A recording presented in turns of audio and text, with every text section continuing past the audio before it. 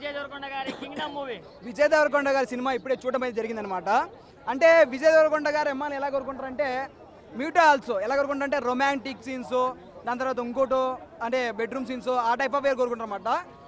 ఏంటంటే విజయ్ దేవరకొండ గారు అయితేనేమి, సత్యదేవ్ గారు అయితేనేమి, మహేష్ అయితేనేమి, దాని తర్వాత భాగ్యశ్రీ గారు అయితేనేమి అంటే they all are believing a good story అనమాట.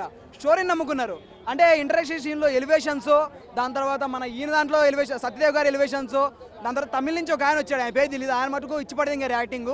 డిఓపి పరంగా చెప్పాలంటే అసలు కెమెరాలో జింబెలేసాడు, గింబి వేసాడు, దాని తర్వాత డ్రోన్ లేసి పడి అసలు తిప్పి దింగాడు. అయ్యా అసలు ఒకటి పడవ ఉంటుంది, పడవలో ఆయన డిఓపి ఎవరో దండం మీద దండం పెట్టాలి. దాని తర్వాత తమిళ నుంచి ఒక ఆయన వచ్చాడు కదా ప్రీవియస్, ఆయన పేరు అయితే తెలీదు, వెంకటేష్ అంట. అయితే ఆయన ఏంటంటే నాన్న లేడు అని చెప్పి ప్రీ రిలీజ్ ఈవెంట్ చెప్పాడనమాట. తెలుగు చలన పరిశ్రమ నాన్నలాగా ఊహించుకోండి. ఎందుకంటే కంపల్సరీ ఇక్కడ సపోర్ట్ చేద్దామన్నమాట. యాక్టింగ్ ఇచ్చి పడేశారు, ఫైట్ సీన్లు ఉంటాయి, అది అసలు బీభత్సమయ్యా ఫైట్ సీన్లు, మన యానిమల్ సినిమా అనిపించాయి అన్నమాట.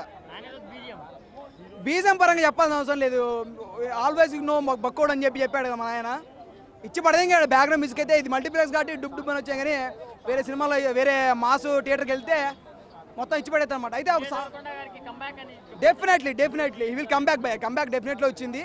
చాలా బాగుంది సినిమా అయితే. అనిరుద్ బ్యాక్గ్రౌండ్ చాలా బాగుంది అండ్ సాంగ్స్ చాలా బాగున్నాయి. హీరో యాక్టింగ్ బాగుంది, సత్యదేవ్ గారి యాక్టింగ్ బాగుంది అండ్ మోస్ట్ ఇంపార్టెంట్ వెంకటేష్ గారి యాక్టింగ్ చాలా బాగుంది. ఇండస్ట్రీకి చాలా మంచి యాక్టర్ వచ్చాడు, చాలా బాగుంది. సూపర్ హిట్, తిరిగే లేదు, సూపర్ హిట్, చాలా బాగుంది. మీరు 5కి అయితే 5/5 ఇస్తాను, చాలా బాగుంది.